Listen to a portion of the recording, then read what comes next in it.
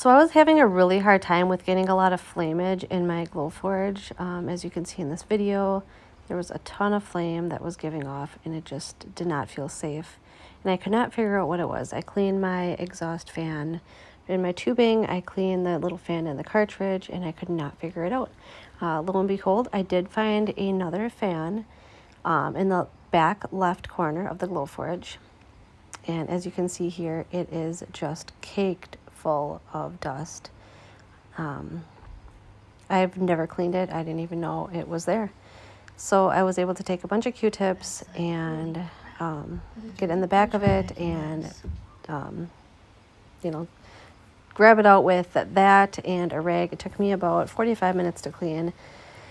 Try taking a vacuum. That helped a little bit too. As you can see, it is a lot better and I don't have any more flame.